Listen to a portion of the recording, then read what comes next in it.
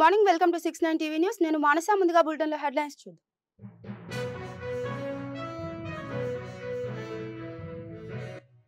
అందరికీ అవగాహన కల్పించి ప్రమాదాలు నివారించడమే లక్ష్యం. రోడ్డు భద్రతా మాసోత్సవాల్లో పాల్గొన్న మంత్రి పొన్నం ప్రభాకర్.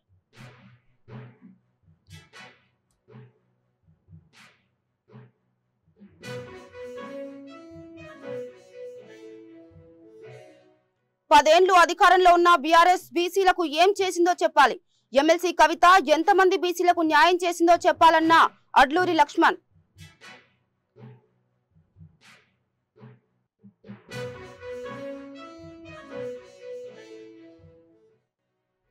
ఎస్సీ రిజర్వేషన్ల వర్గీకరణను తెలంగాణలో తక్షణమే అమలు చేయాలి. ఫిబ్రవరి 7న చెలో హైదరాబాద్ కార్యక్రమాన్ని డప్పు కొట్టి ప్రారంభించిన మందకృష్ణ మాదిగ.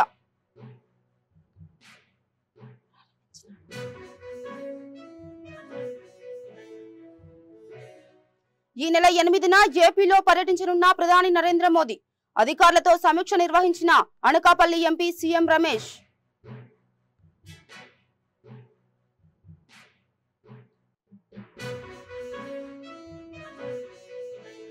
ఇక డీటెయిల్స్కి వెళ్తే, నూతన సంవత్సరాన్ని పురస్కరించుకుని ముఖ్యమంత్రి రేవంత్ రెడ్డిని తెలంగాణ విద్యార్థి నిరుద్యోగ జేఏసీ చైర్మన్ కోటూరి మానవతారాయ్ కలిసి నూతన సంవత్సర శుభాకాంక్షలు తెలిపారు. అనంతరం రాష్ట్రంలో రాత పరీక్ష ద్వారా ప్రతిభ ఆధారంగా రూల్ ఆఫ్ రిజర్వేషన్ పాటిస్తూ 4 ఏళ్ల క్రితం నియమితులైన అవుట్ సోర్సింగ్ పంచాయతీ కార్యదర్శులను జూనియర్ పంచాయతీ కార్యదర్శులుగా మార్చాలని రేవంత్ రెడ్డికి వినతి పత్రం ఇచ్చారు.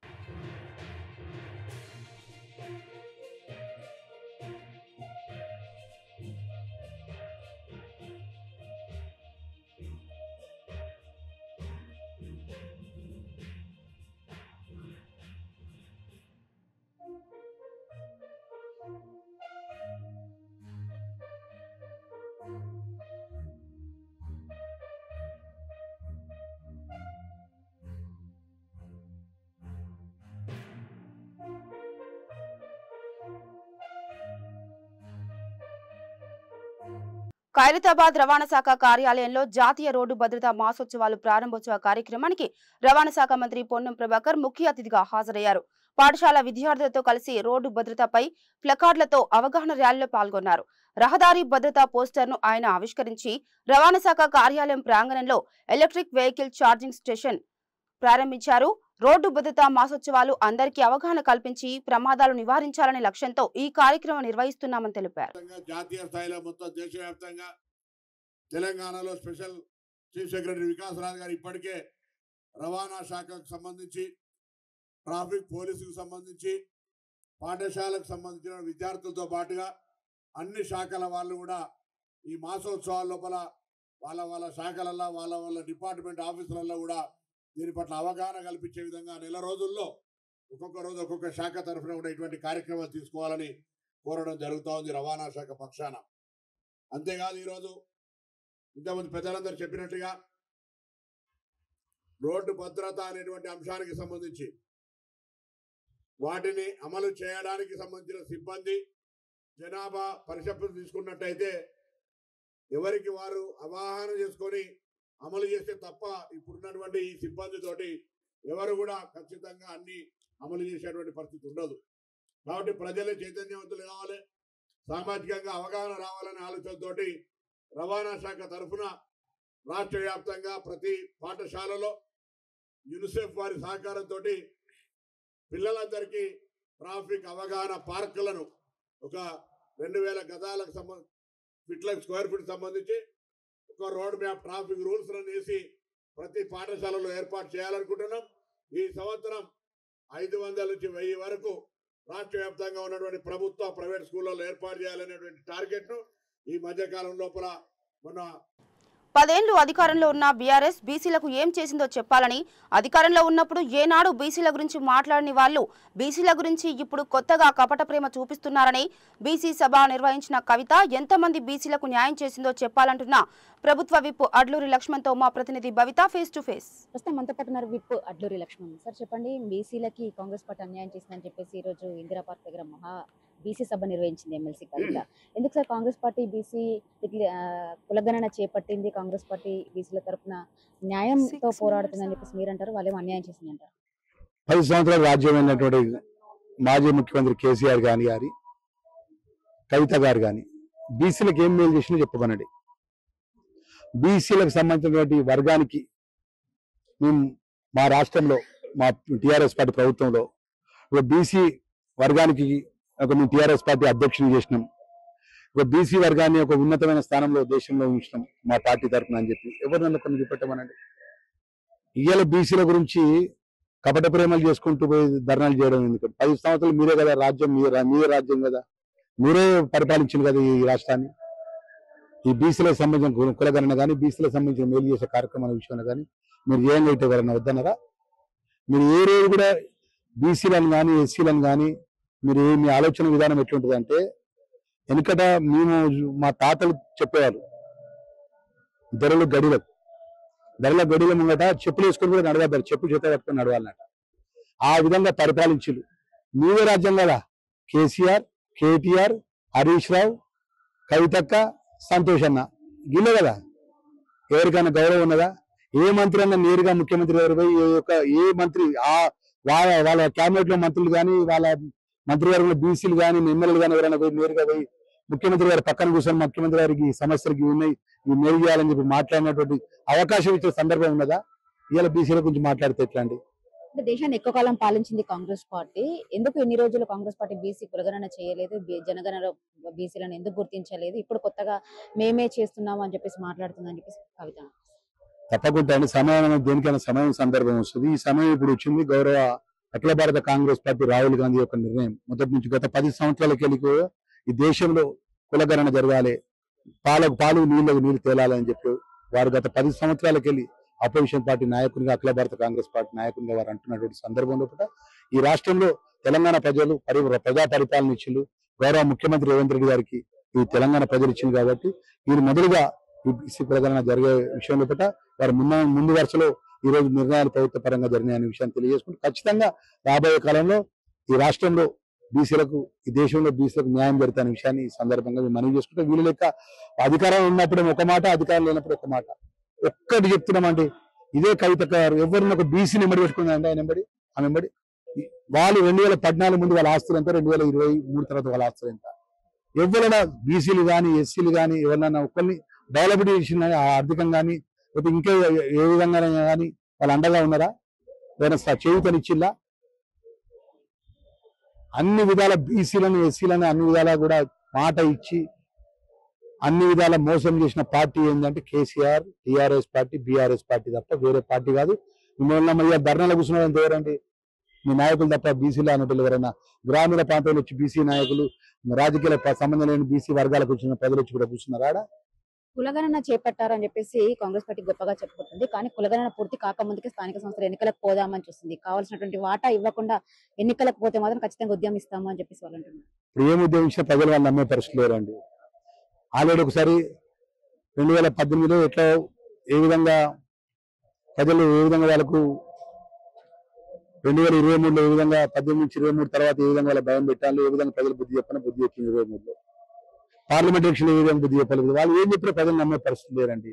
గౌరవ ముఖ్యమంత్రి రేవంత్ రెడ్డి గారి నేతృత్వంలో పూట ప్రజలకు ఇచ్చిన మాట, రేపు మీ రైతు భరోసా రేపు రైతుల అకౌంట్ లో పడ్డ తర్వాత, అదేవిధంగా మేము ఇచ్చినటువంటి సంక్షేమ కార్యక్రమం ప్రజల అకౌంట్ లో వాళ్ళకి ఇచ్చిన మాట అమలు చేసిన తర్వాత ప్రజలకు రేవంత్ రెడ్డి గారి ఎంత నమ్మకం ఉంటుందని అప్పుడు మీరు దానికి అప్పుడే మ్యాండేటరీ ఉంటుంది అని చెప్పి చెప్తున్నాను. ముఖ్యంగా బీసీలకు న్యాయం జరిగింది ప్రాంతీయ పార్టీల వల్ల, ఇటు కేసీఆర్ కావచ్చు, అటు ఎన్టీఆర్ కావచ్చు, వీళ్ళ హయాంలోనే బీసీలకు పూర్తి స్థాయిలో న్యాయం జరిగింది. జాతీయ పార్టీలైనటువంటి ఇటు కాంగ్రెస్ కావచ్చు, బీజేపీ పూర్తి స్థాయిలో అన్యాయం చేసింది బీసీలకి అంటున్నారు.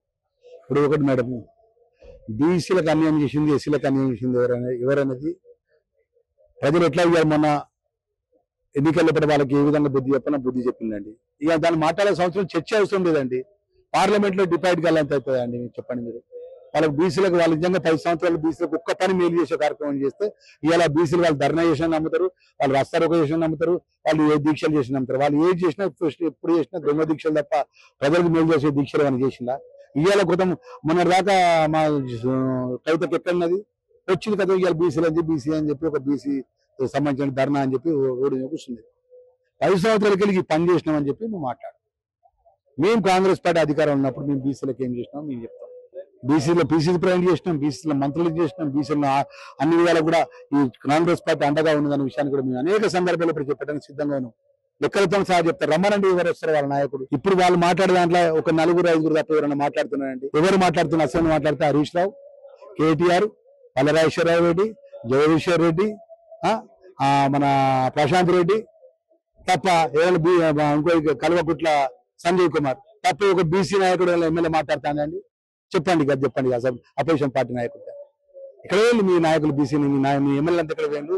మీ మాజీ మంత్రులు ఎక్కడ వేయండు? మాజీ ఎమ్మెల్యే ఎక్కడ వేయండు? అది చాలా ఉదాహరణకు మేము నమ్మే మీ పార్టీ నాయకత్వం మేము నమ్మే బీసీలో ఉన్నటువంటి మీ పార్టీల నాయకులు మేము బీసీ నాయకత్వం మేము నమ్ముతారు.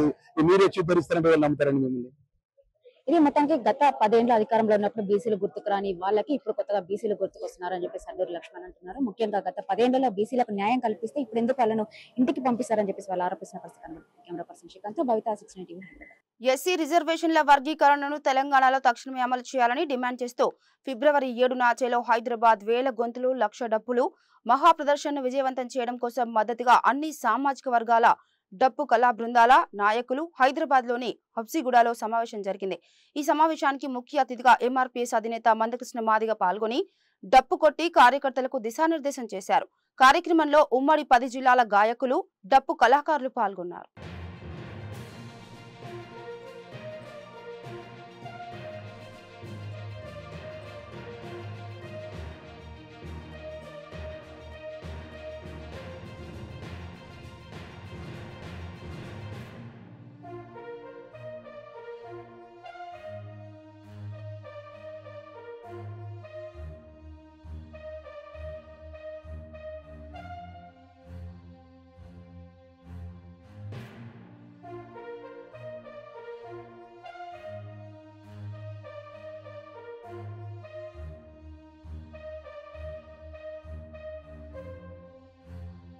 ఇక ప్రధాని నరేంద్ర మోదీ ఈ నెల 8న విశాఖ రానున్నారు.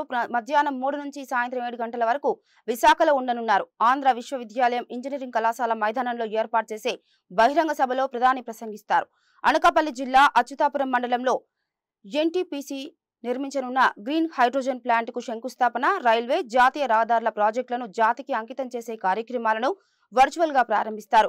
మోదీ పర్యటన నేపథ్యంలో అధికారులతో కలిసి సమీక్ష నిర్వహించినట్లు అనకాపల్లి ఎంపీ సీఎం రమేష్ తెలిపారు.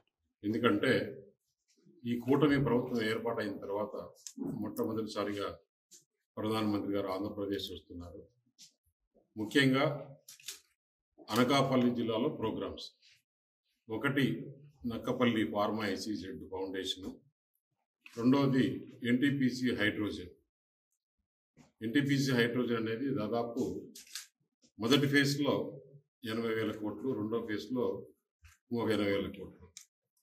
అంటే మనం ఎస్పీజెడ్ ఇన్ఫ్రాస్ట్రక్చర్ కేంద్ర ప్రభుత్వం దాదాపు 2,000 కోట్లతో ఇన్ఫ్రాస్ట్రక్చర్ చేస్తుంది. ఆ ఇన్ఫ్రాస్ట్రక్చర్ అయిన తర్వాత ప్రపంచంలో ఉండే ఫార్మా ఇండస్ట్రీస్ అన్ని కూడా ఇక్కడికి వచ్చేదానికి. సముద్రాలలో ఎన్నో సాహస యాత్రలను చేసిన ఓషన్ క్వీన్ గోలి శ్యామల విశాఖ నుండి కాకినాడ వరకు 150 కిలోమీటర్లు సముద్రంలో స్విమ్మింగ్ చేశారు. ఈ నెల 29వ తేదీన ప్రారంభమైన సాహస యాత్ర 6 రోజుల పాటు సాగింది.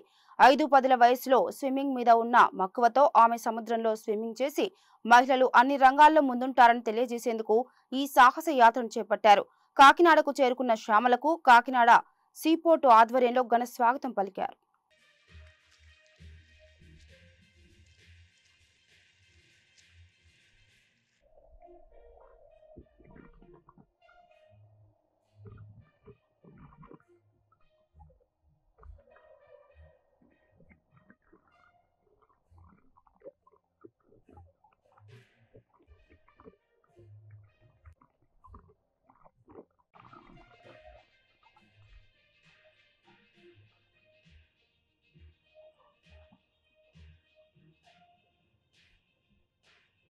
ఇక అల్లూరి జిల్లాను చలిపులి వణికిస్తుంది.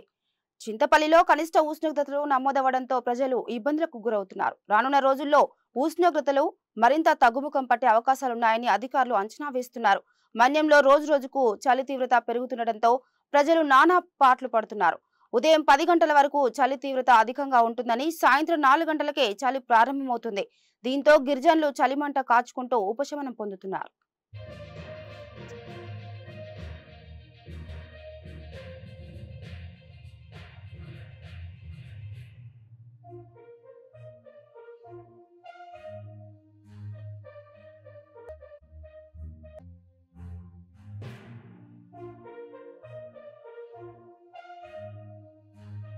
ఇక బులెటిన్ ముగించే ముందు హెడ్లైన్స్ మరోసారి.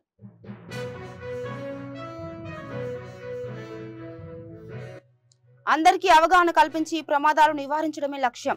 రోడ్డు భద్రతా మాసోత్సవాల్లో పాల్గొన్న మంత్రి పొన్నం ప్రభాకర్.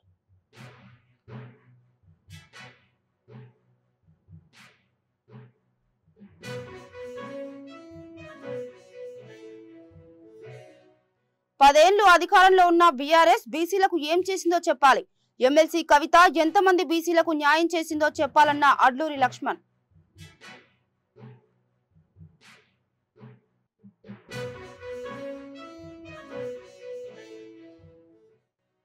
ఎస్సీ రిజర్వేషన్ల వర్గీకరణను తెలంగాణలో తక్షణమే అమలు చేయాలి. ఫిబ్రవరి 7న చెలో హైదరాబాద్ కార్యక్రమాన్ని డప్పుకొట్టి ప్రారంభించిన మందకృష్ణ మాదిగ.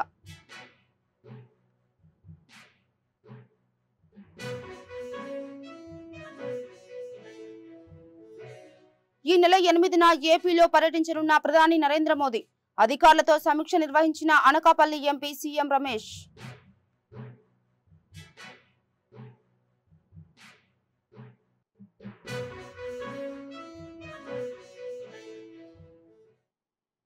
ఇవి బులెటిన్ అప్డేట్స్. మరో బులెటిన్ తో మళ్ళీ కలుద్దాం. అంతవరకు చూస్తూనే ఉండండి 69 టీవీ న్యూస్. నమస్తే.